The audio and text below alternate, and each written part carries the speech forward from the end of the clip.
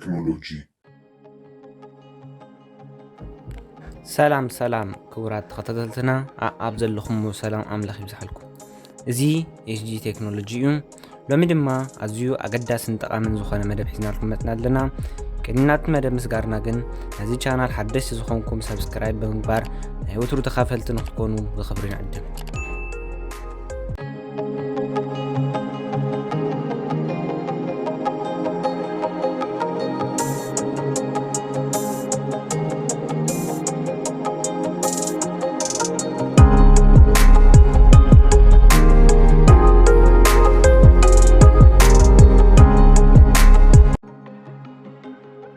كل شعنا بإرترا كندول كلنا بزوح كنزبينا نوزا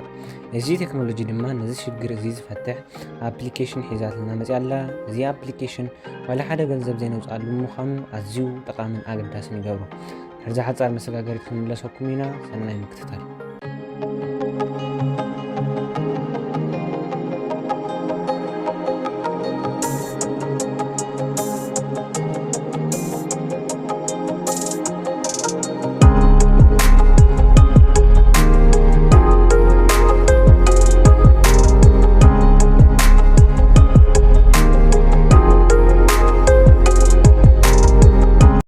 مجمريا نتا ابلكيشن كاب بلاي ستور نوردا مالتيو مجمريا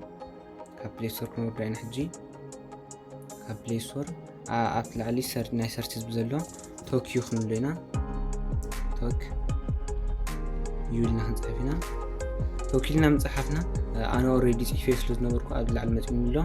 حجي دما تا ابلكيشن ابدي مصيحنا لا توكيو لا مصيحنا لا خطوينا the application Tokyo as a second phone numbers بلالو كان كاليت اوتو موبايل كوني اتغلغلنا كان كاليت اوتو موبايل كوني اتغلغلنا كما دما نزا موبايل دما ل 10 مليون زخونو انتي غيرو مالو لنا داونلود غيرو مالو ابدي دما 4.4 شح زخونو دما انتي غيرو مالو ريو مالو مالتي مالت ريو مالو مالت ستار هيبو مالو مالتي حجي انستول كنغبراينا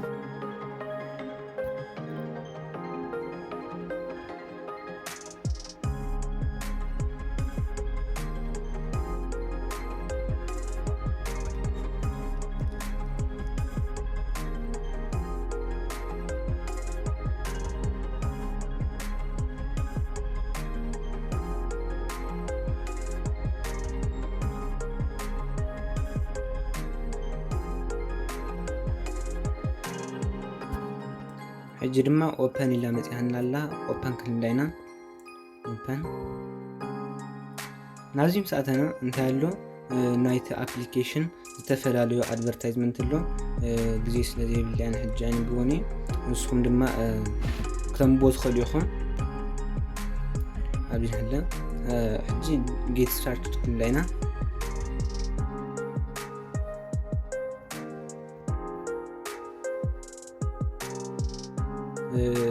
فون نخدولا تسامع دفنالو اگر خنلوينا زي دما كونتاكت مصحاف وي دما فون كولز مصنا كولات مقبال كتطقمكم رغصنياتات ديكم تبلالا وي دما تفقلا ديكم تبلالا الله كنلوينا حنا حجي فوتوات دما نتي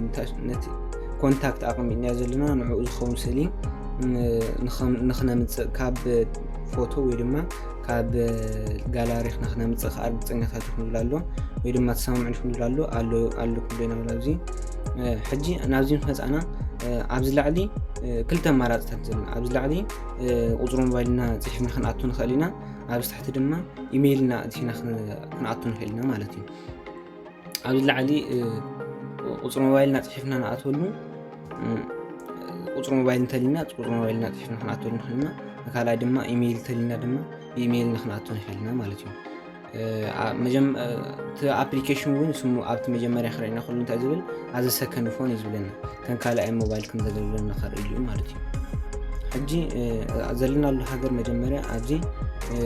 نتحت غيرنا زلنا له حاجه طويعنا وي دما انت زلنا لاوتا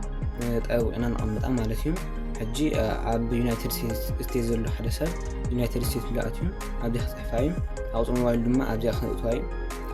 ሕጂ ክመፀና እዩ ናትና ድማ ክንእትዩና ሕጂ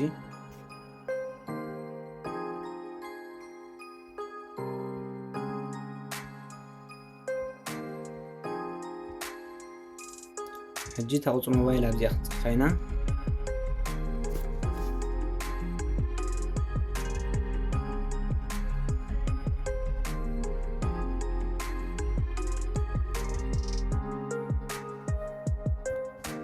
ሕጂ ቁፅሪ ሞባይልና ፅሒፍና ኣለና ቁፅሪ ሞባይልና ምፅሓፍና ሕጂ ኣብዚኣ ኮንቲኒው ትብላላ ንዓ ክንጥውቃ ኢና ግን ሓደ ሰባት ኢሜይል ጥራይ ክህልወና ይኽእል እዩ ብኢሜይል ጥራይ ክንኣቱ ንኽእል ኢና ኣብዚኣ ናተ ኢሜይል ሕጂ ክእትወ ኣነ ብኢሜይል ክንኣቱ ስለ ዝኾንና ብዙሓት ብሞባይል እውን ከምኡ ቀሊል እዩ ባዕሉ ሜሴጅ ክሰደልና ኮንቲኒው ዝበልና ሜሴጅ ክሰደልና ከምኡ ጌርና ድማ ጌት ስታርት ክንገብር ንኽእል ኢና ግን ኣብዚኣ ባዕልና ብኢሜይል እውን ከመይ ጌርና ክንእቱ ብዙሕ ሰብ ስለ ዘይፈልጣ ድማ ነዚኣ ክንዕሪ ብኢሜይል ድሓን ክንኣቱ ኢና ሕጂ ኣብዚኣ ናይ መጀመርያ ስም ትብላላ ስምና ክንፅሕፍ ኢና ስምና ፅሒፍና ኣለና ሕጂ ስምና ፅሒፍና ከምኣ ድማ ኣብዚኣ እንታይ ኣላ በታርዕሊ ኮንቲኒው ትብላላ ማለት እዩ እንታ ኮንቲኒው ሕጂ ኮንቲኒው ክንብለና ማለት እዩ ከምኡ ምስ በልናዮ ድማ ናብ ኢሜይልና ሕጂ ሓደ እንታሽሙ ክሰደልኩም ኢልና ኣሎ ሕጂ ኮድ ክሰደልኩም ኢልና ኣሎ ሕጂ ድማ ክትጥቀሙ ተሰማምዑ ዲኹም ኢልና ኣሎ ኣብዚ ኣግሪ ክንብሎ ኢና እዚውን ኣሎ ክንብሎ ኢና ሕጂ ንሕና ደልናዮ ዘለና ናይ መደወሊ ስለ ዝኾነ ናብ መደወሊ ኣቲና እንታይ ክንገብርና ማለት እዩ ኣብዚ ኣለና ናይ ኮል ትብል ናብታ ናይ መደወሊ ኣቲና ንመደወሊ ከመይ ጌርና ክንጥቀም ይኽእልና ሕጂ ናብ ናይ መደወሊ ክንኣቱ ኢና እዚ ክመፀና ሕጂ ነዚ ድማ ከመይ እንዳገበርና ሜክ ኮል ናብ ትብላላ በታ ታሕቲ ንዓ ክንጥውቃ ኢና ንዓ ምስ ጠወቕናዮ ሕጂ ቁፅሪ ሞባይል እቲና መጀመርያ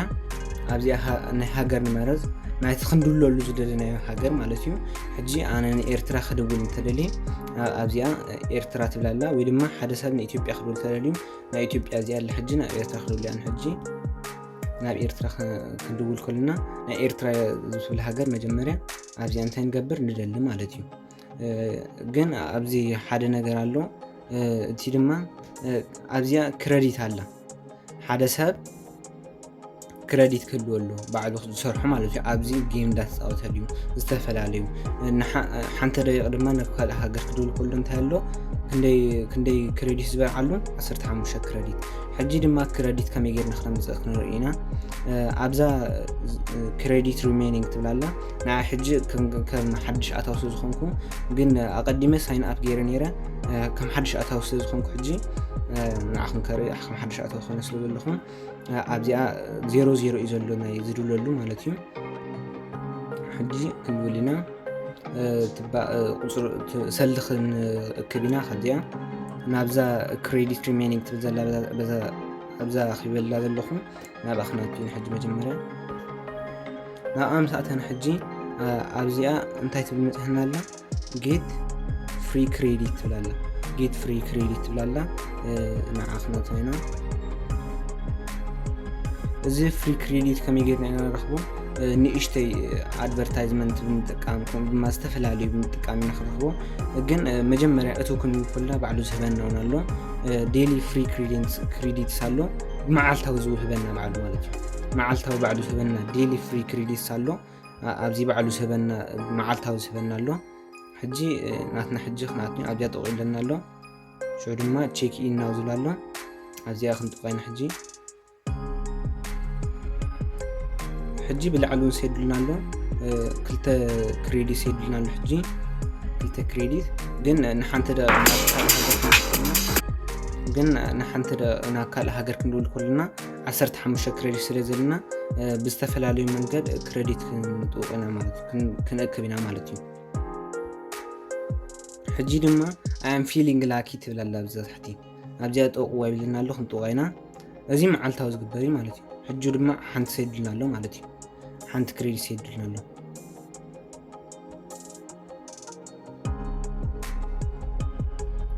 ድማ እዚ እንታይ ዘናብዚ ኣሰልዛ ሰለስተ ባዕልና ዴሊ ዝህበና ባዕሉ ብመዓልታዊ ዝህበና ሰልታት ኮይነን ኣብዚኣ ባዕልና እንዳኣተና ንእሽተይ ናይ ኣድቨርታይዝመንት ቪድዮታት እንዳረኣና ባዕልና ንእክቦሰል መንገዲ እዚ ካልእ ድማ ኣብዚ ኣሎ ጌም እንዳተፃወትና እውን ኣሎ ጌም እንዳተፃወትና ድማ ካብ 5 ክሳብ 100 ክሬዲትስ ክንእክብ ንኽእል ኢና ሕጂ ናብዛ ናይ ንጣሽሙ ክሬዲት ድሓን ቪድዮ እንዳረኣኹም ባዕልኩም ክትፍትንዋ እንትኽእሉ ኢኹም ካልእ ድማ ኣብዚ እንታይ ኣሎ ኣብዚ ታሕቲ ዳውንሎድ ኤንድ ስታርት ዝብል ኣሎ ነዚኣ ኢርን 11 ክሬዲትስ ዝብል ኣላ ዳውንሎድ ጌርኩሞ ስታርት ግበሩ ዝብል ኣላ ነዚኣ ሕጂ ንሕና ብዙሕ ሰልድ ንደል እንተኾይና ንኣብነት 11 ክሬዲት ንደል እንተኾይና ነዚኣ ዳውንሎድ ኤንድ ስታርት ዝብል ኣላ ምሾ ነዚኣ ዳውንሎድ ምሹ ንገብራ ንሓደ 30 ደቂቃ ዝኸውን ድማ ኣብኡ ጌም ንፃወት ቁሩብ ድማ ንፀንሕ 30 ደቂቃ ዝኸውን ኣብኣ ንፅበ ማለት እዩ ክንዱ ዝኸውን ደቂቃ ምስ ተፀበና ሕጂ ክንደይ ኢርን ክሰደልና ክንደይ ክሬዲት ክሰደልና እዩ ባዕሉት ቶኪዮ 11 ክሬዲት ክሰደልና እዩ ማለት እዩ ከምኡ ድማ ዝተፈላለዩ ኣብዚ ጌማት ኣለዉ ነቶም ጌማት ኣውሪድካ ባዕልካ ዝስራሕ ሰልሎ ሕጂ ድማ ሰሊ ከመይ ጌርና ከም እንከበሉ ሪና ኣለና ዝተኣከበ ሰሊ ክርኢ ከለና ድማ ኣብዚ ኣለና ዩር ባላንስ ዝብል ኣሎ ሕጂ ንኣብነት 3 ቅርሺ ኣኪብና ኣለና ምሾ ከም 3 ቅርሺ ዝኣከብናዮ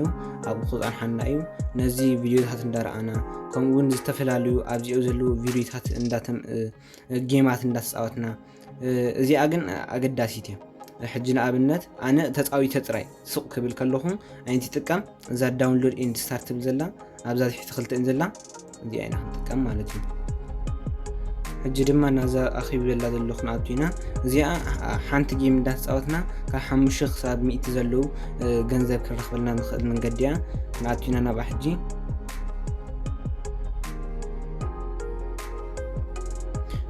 ኣብዚ ዝተፈላለዩ ነገራት መፂና ኣለዉ ሕጂ ንኣብነት እዚኦም ኩሎም ጌም ተፃዊትና ጥራይ ንረኽቡ ሰልዲ እዩ እዚ ጌም ተፃዊትና ንረኽቡ ኣማራፂ እዩ ንሕና ሕጂ ናብ ሓንቲ ተጠዊዕና ሕጂ ነዚ ኣብነት ፕሌይ ሩሚ ስታርስ ቱ ሌቭል 35 ዝብል ኣሎ ናብ ሌቭል 35 ተበፂሕና 950 ሓደ ቅርሺ ክበልና እዩ ማለት እዩ ዘሎ ግን ሕጂ እዚ ፅቡቅ ስለዝኾነ ኩሉ ግዜ ድማ ኣብ 35 ዘይ ክንበፅሕ ንኽእል ኢና እቲ ጌም ድማ ከቢድ ክኸውን ስለዝኽእል እዚ ኩሉ ግዜ ኣየገድሰናኒ ኩሉ ሻዕ ንጥቀመላ ድማ ኣብዚኣ ዘላ ዳውንሎድ ኤንድ ስታርት ትብል ዘላ ነዚኣ ጠዊዕና ነዚኣ ኢርን 11 ክሬዲትስ ዘላ ንኣብነት ብዝተፈላለዩ ጌማት ዘምጣልና እዚኣ ናይ መጀመርያ ጌም ሕጂ ንዓኹም ድማ ከምኡ ዝተፈላለዩ ጌም ከምጣልኩም ነዚኣ ኢርን ክሬዲትስ ዘላ ንዓ ጥቡቕ ምሰበልናያ ከመፀልና እዩ እቲ ኣፕሊኬሽን ማለት እዩ እቲ ኣፕሊኬሽን ምስ መፀልና ሕጂ ባዕሉ እዚ ኣብቲ ኣፕሊኬሽን 30 ደቂቃ ምፀንሕና ባዕሉ እዚ ኣፕሊኬሽን ቶኪዮ ዝብል ዘሎ 15 ወይ ድማ ከምቲ ዓቕሚ ናይቲ ዝተፃወትናዮ 30 ደቂቃ ኣብቲ ኣፕሊኬሽን ነውርዶ ዘለና ምስ ፀናሕና 30 ደቂቃ ምስ ፀናሕና ባዕሉ ትዘልየና ዘሎ ክሬዲት ባዕሉ ይሰደልና ማለት እዩ ቶኪዮ ማለት እዩ እዚ ናብዚኣ ዘለዋ ድማ መዓልታዊ እዩ ዘርእየና እዛ 0.5 ክሬዲትስ ነውፃልና ቪድዮ እንዳረኣና እየን እዚ ኣብዚኣ ዘለ ድማ ቼክ ኢን እዚኣ ኣምላኪ ትብል ዘለና እዚአን ሰለስቲአን ግን መዓልታዊ ንረኽቦ ኩሉ ሻዕ ንረኽቦ ማለት እዩ እዚአን ሰል ንእከበለ መንገዲ እየን ወጅና ኣለና ሕጂ ንሓንቲ ደቂቃ ግን 15 ክሬዲት ይዘልየና ክሬዲት ድማ ከመይ ጌርና ከምሰብሰብ ርኢና ኣለና ወጅና ኣለና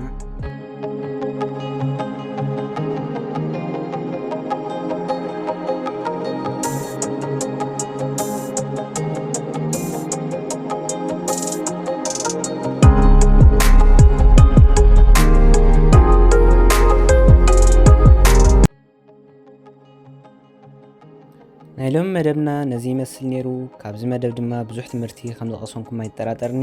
እዛ ቪድዮ ደስ እንተኢልኩም ድማ ላይክ ሼር ከምኡ ድማ ዝተፈላለዩ ሕቶታት እንተልዩምኩም ኣብ ኮመንት ፅሒፍኩም ምግዳፍ ኣይትረስዑ ክሳብታ ካልአይቲ ቪድዮ ንራኸብ ሰላም